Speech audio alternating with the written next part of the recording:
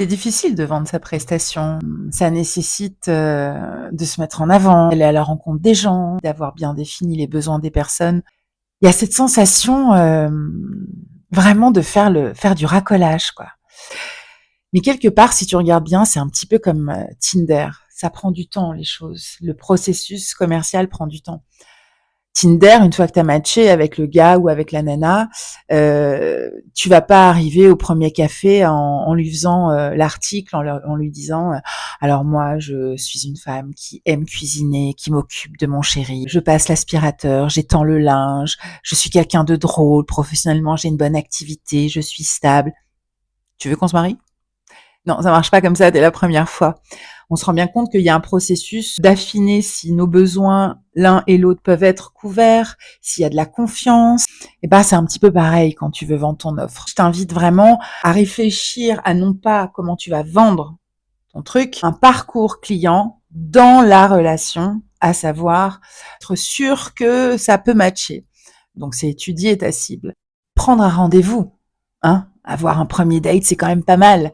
Faire en sorte que ce rendez-vous et cette découverte de l'un et de l'autre soit suffisante pour avoir envie de se revoir. Et enfin, de pouvoir ou pas continuer ensemble.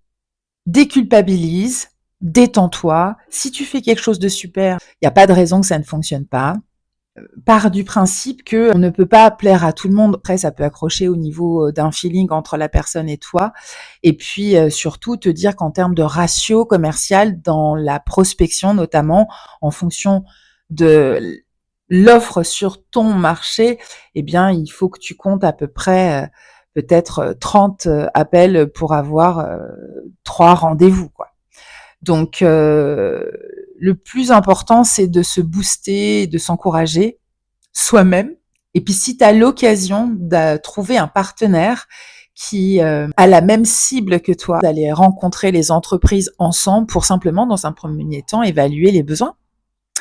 Donc, voilà ce que j'avais pour toi. Et puis, fais-le avec ton propre style et évite de rentrer dans les procédures de prospection très chiantes.